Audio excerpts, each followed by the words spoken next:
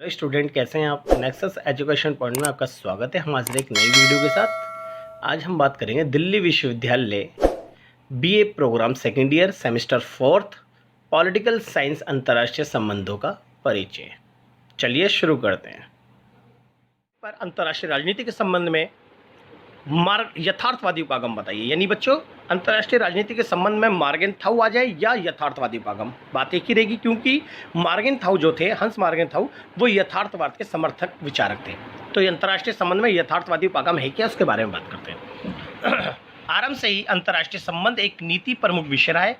इसकी कोई सर्वमान्य विज्ञान प्रणाली नहीं है, परंतु ये विदेश नीति का विश्लेषण करने और इसका निर्माण करने में सहायता करता है। अंतर्राष्ट्रीय संबंधों पर चिंतन कैसे किया जाए, इस बात पर भी विभिन्न विचारकों ने अनेक उपागम दिए। तो ये जो यथार्थवादी विचारक था, ये एक प्रमुख नीति विषय रहा है और इनकी कोई सर्वमान्य विज्ञान प्रणाली तो नहीं है, लेकिन ये विदेश नीति के विश्लेषण करने में इनके विचार बहुत ही महत्वपूर्ण अपना योगदान देते हैं और अंतर्राष्ट्रीय संबंधों पर चिंतन भी करते हैं। और इन्होंने विश्व राजनीति के अंतर्गत प्रत्येक देश को शक्ति अर्जित करने पर बल दिया और ये इनका मानना ये था कि प्रत्येक देश को अपनी शक्ति के लिए संघर्ष करते रहना चाहिए और विश्व राजनीति में अपने वर्चस्व को बढ़ाना चाहिए। तो अंतर्राष्ट्रीय राजनीति के संबंध में यथार्थवादी उपागम द्वितीय विश्व युद्ध के बाद लोकप्रिय हुआ, परंतु इसका इतिहास काफ़ी पुराना है। अंतर्राष्ट्रीय राजनीति में यथार्थवादी उपागम अनुमान और तर्क पर आधारित है। ये अनुमान और तर्क पर आधारित है। ये उपागम सुरक्षा और शांति पर विशेष बल देते हैं। यानी यथार्थवाद का मानना ये है कि अंतर्राष्ट्रीय राजनीति में प्रत्येक देश को अपनी सुरक्षा और शांति बनाए रखने के लिए विश्व के राष्ट्रों के बीच अपनी विदेश नीति का निर्माण करना चाहिए ताकि उसकी शक्ति बढ़ सके। तो यथार्थवादी विचारकों के अनुसार विश्व के राष्ट्रों के बीच किसी न किसी रूप में संघर्ष बना रहता है। ये तो बात पता ही है। आज की विश्व राजनीति का अगर हम बात करें तो सभी देशों में होड़ लगी हुई है, किसी में अर्थव्यवस्था को आगे बढ़ाने की, किसी में राजनीति, किसी में युद्ध की और किसी में अपनी शक्ति बढ़ाने की। टारगेट यही है, प्रत्येक देश ये चाहता है कि मैं सामने वाले देश से ज़्यादा शक्तिशाली बन जाऊँ। यानी सभी देश अपने आप को बहुत ही महाशक्ति बनाने में लगे हुए हैं, यानी इसमें होड़ लगी रहती है। तो फैक्ट है। तो जिससे अंतर्राष्ट्रीय समाज में शक्ति को बढ़ाने की होड़ सदैव बनी रहती है। तो सभी देश अपनी शक्ति बढ़ा रहे हैं ना, क्योंकि वो अंतर्राष्ट्रीय राजनीति में चाहते हैं कि मैं शक्तिशाली बनूं। अमेरिका से आगे पहुंच जाऊं, इसलिए अमेरिका को चुनौती दे रहा है। यूरोपीय संघ भी आगे बढ़ रहा है, चीन भी बहुत शक्ति अर्जित करता जा रहा है, रूस भी, भारत भी, आसियान भी। तो ये इस तरह से प्रत्येक देश, ये यथार्थवाद कहता है कि प्रत्येक देश शक्ति की होड़ में लगा पड़ा है, क्योंकि इनका मानना यह था कि इस प्रकार यथार्थवादी उपागम शक्ति संघर्ष के स्थायित्व को स्वीकार करते हुए कहते हैं कि एक देश के पास शक्ति जब ही अर्जित होगी जब वो उसके लिए संघर्ष करेगा, और जिस देश के पास शक्ति ज़्यादा होगी उस देश के अंदर शांति और सुरक्षा बनी रहेगी। जैसा आज की विश्व राजनीति में अगर अमेरिका बहुत शक्तिशाली देश है, उसने शक्ति अर्जित कर ली है, तो आज अमेरिका के अंदर देख लो कितनी सुरक्षा और शांति बनी हुई है। वहाँ के जो लोग हैं वो अमन से रहते हैं। तो यथार्थवादी हमेशा शक्ति के लिए संघर्ष के स्थायित्व को स्वीकार करता है। तो यथार्थवाद पर मार्गेनथाउ के विचार क्या थे, मार्गेनथाउ क्या था, अब देखते हैं। मार्गेनथाउ हिटलर की नाज़ी तानाशाही से पीड़ित जर्मनी छोड़कर अमेरिका चला गया। यानी जब हिटलर का शासन था तो वहाँ पर नाजीवादी शासन था, तो उससे पीड़ित होकर मार्गेनथाउ अमेरिका चला गया। इसने अमेरिका में अध्ययन और अध्यापन भी किया, यानी वहाँ पर बहुत सारी स्टडी भी करी और वहाँ पर टीचर भी रहा। और उन्होंने राजनीति को शक्ति का संघर्ष कहा। उन्होंने बोला कि राजनीति, यानी हर देश के अंदर जो राजनीति चल रही है, जो होड़ है ना, कि सिर्फ शक्ति को बढ़ाने के लिए हो रही है। अगर एक देश दूसरे को अगर कंपटीशन कर रहा है तो अपने आप को आगे बढ़ाने के लिए कर रहा है।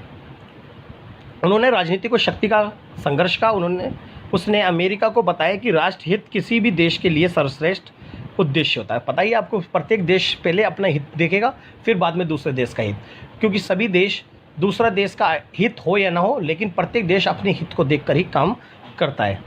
मार्गेनथाउ के अनुसार यदि हम राष्ट्र हित की सही पहचान कर सकेंगे तो तभी उस देश की विदेश नीति को भविष्यवाणी करना आसान होगा। अगर हम किसी देश की भविष्यवाणी करना है तो उसकी सही शक्ति को हमें देखना पड़ेगा, यानी उस देश के उद्देश्यों को परखना पड़ेगा और उस देश की शक्ति को जानने के बाद ही हम अपनी विदेश नीति का संचालन कर सकते हैं और उस देश के बाद हम अपनी विदेश नीति तैयार करेंगे।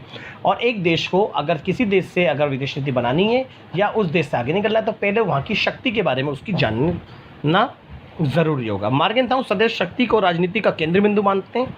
मार्गेनथाउ ने शक्ति की परिभाषा करते हुए लिखा कि ये मनुष्य का अन्य मनुष्य के मस्तिष्क और उसके विभिन्न क्रियाओं पर नियंत्रण होता है। मार्गेंथाउ ये साफ साफ कहते हैं कि अगर देश दूसरे देश पर आक्रमण कर रहा है तो इसका मतलब ये है कि एक देश का दूसरे देश के लोगों यानी नागरिकों पर, मस्तिष्कों पर अधिकार स्थापित करना। जैसे भारत अंग्रेजों का गुलाम था, तो अंग्रेजों ने यानी ब्रिटेन ने भारत को ही गुलाम नहीं बनाया, बल्कि यहाँ के लोगों के मस्तिष्क को भी जकड़ के रख देता और पूरे नागरिकों को अपने अनुसार चलाया कि उन्होंने कहा कर देना है तो कर दिया, उन्होंने कहा ये करना है तो ये कर दिया, तुम्हें नौकरी नहीं देनी, आपके साथ भेदभाव करना है, ये आपको पगड़ी नहीं पहननी। ये मस्तिष्क को जकड़ लेना होता है, यानी एक साम्राज्यवादी जो शक्ति होती है वो एक तरह से यथार्थवाद का समर्थक है। इसने समस्त राजनीति को शक्ति के लिए संघर्ष माना। मार्गेंथाउ ने अपनी पुस्तक राष्ट्रों के मध्य राजनीति के प्रथम भाग में लिखा है कि उसके विचारों को यथार्थवादी इसलिए कहा गया क्योंकि वे इसकी व्याख्या करते हैं कि मानव स्वभाव व्यवहार में कैसा है, शक्ति के लिए संघर्ष, राष्ट्र हित आदि। इस प्रकार यथार्थवादी वास्तविक शक्ति राजनीति पर ध्यान केंद्रित करते हैं और ये शक्ति को बढ़ाने की बात करते हैं। तो बात करते हैं यथार्थवादी सिद्धांत यानी मार्गेंथाउ की क्या सिद्धांत है। 6 सिद्धांत है। पहला सिद्धांत, राजनीति पर वस्तुनिष्ठ कानूनों का वर्चस्व होता है और इन कानूनों की जड़ें मानव स्वभाव में होती है।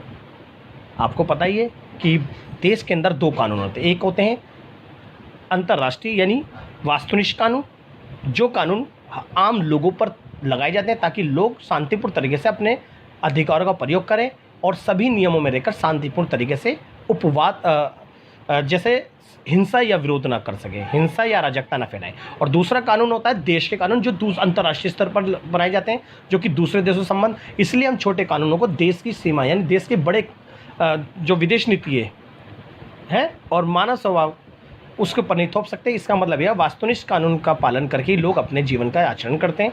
दूसरा, मार्गेंथाउ के अनुसार राजनीतिक यथार्थवाद का मूल तत्व राष्ट्रहित की अवधारणा है। मार्गेंथाउ ने शक्ति के संदर्भ में की है। उन्होंने बोला कि प्रत्येक देशों को अपना राष्ट्रहित देखते हुए अपनी शक्ति को बढ़ाते रहना चाहिए। दूसरा है, मार्गेंथाउ राजनीतिक क्षेत्र की स्वायत्ता में विश्वास रखते हैं। वो कहते हैं कि राजनीतिक क्षेत्र में उनको स्वायत्ता होनी चाहिए प्रत्येक देश को और अपनी शक्ति बढ़ानी चाहिए। नेक्स्ट है, राजनीतिक यथार्थवाद में राष्ट्रहित की कोई निश्चित परिभाषा नहीं है। उसका दावा था कि समकालीन विश्व का अमूल परिवर्तन अंतर्राष्ट्रीय राजनीति की शक्ति के उपयोग से ही संभव है। इनका मानना यह था कि यथार्थवाद में राष्ट्रहित की कोई परिभाषा नहीं है। प्रत्येक देश राष्ट्रहित के लिए सिर्फ अपनी शक्ति संघर्ष को बढ़ाएगा, यानी अंतर्राष्ट्रीय राजनीति की शक्ति को बढ़ाना चाहिए और अपने राष्ट्रहित को ध्यान में रखकर अपनी शांति व्यवस्था को सुनिश्चित करना चाहिए। नेक्स्ट है, यथार्थवाद ये कहता है कि सार्वभौमिक नैतिक नियमों को राज्य की गतिविधियों पर लागू नहीं कर सकते। यानी देश की जो यथार्थवाद का मानना ये है कि जो हमारे जो बेसिकली वास्तुनिष्ठ कानून है उसे हम राज्य की गतिविधियों पर लागू नहीं कर सकते, क्योंकि वो कानून केवल नागरिकों के नहीं है। इसलिए राज्य स्वतंत्र है, सर्वोपरि है। इसलिए राज्य को अपने इच्छानुसार विदेशी कानूनों का निर्माण करना चाहिए और अपनी नीति संचालित करनी। यथार्थवाद किसी राष्ट्र विशेष के नैतिक मूल्यों और शाश्वत सार्वभौमिक नैतिक नियमों में किसी साझी पहचान को स्वीकार नहीं करते, बस अपने अपने देश की रक्षा करें। उपरोक्त यथार्थवादी सिद्धांतों से लगता है कि मार्गेंथाउ भी तानाशाही की भांति युद्ध के गौरव की प्रशंसा करता है, क्योंकि इसका मानना है कि अगर देश अपनी शक्ति बढ़ाएगा, अगर कोई भी देश उसके खिलाफ जाता है तो वो अपनी शक्ति के माध्यम से उसे ध्वस्त कर सकता है और अपने देश में शांति व्यवस्था स्थापित कर सकता है। परंतु ये सत्य नहीं है। वे तो विशेष को उस रूप में देखता है कि जैसे ही वे था। मार्गेंथाउ शांति का विरोधी नहीं है। वे मानता है कि अंतर्राष्ट्रीय शांति शक्ति संघर्ष के द्वारा ही सुनिश्चित की जा सकती है, क्योंकि आज शक्तिशाली देश से कोई नहीं लड़ना चाहता। अगर हम सभी विश्व के सारे देश अगर शक्ति बढ़ा लेते हैं तो इससे एक दूसरे देश आक्रमण करने से डरेगा, यानी शक्ति संतुलन के सिद्धांत को भी स्वीकार करते हैं, जिससे शांति व्यवस्था बनी रहेगी। अब यथार्थवाद की मान्यताएं, किसी देश का हित इस पर आधारित है कि उसने प्रादेशिक आर्थिक और राजनीतिक सांस्कृतिक प्रभाव में वृद्धि के लिए प्रयास करें। यानी प्रत्येक देश का हित है कि वो अपने सामाजिक आर्थिक राजनीतिक गतिविधियों को बढ़ाए और उसमें शक्ति में वृद्धि करें। सभी राजनेता अपने राष्ट्रीय हित से प्रेरित होते हैं।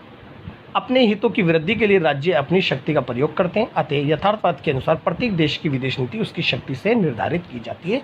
तो बच्चों, ये यथार्थवाद या मार्गेंथाउ के विचार थे। तो आपका अगर क्वेश्चन यथार्थवाद का आता है तो ये वाला क्वेश्चन आप अच्छे से कर दीजिएगा। अगर आपको ये वीडियो पसंद आई हो तो हमारे चैनल को सब्सक्राइब करें, लाइक कमेंट शेयर करना ना भूलें।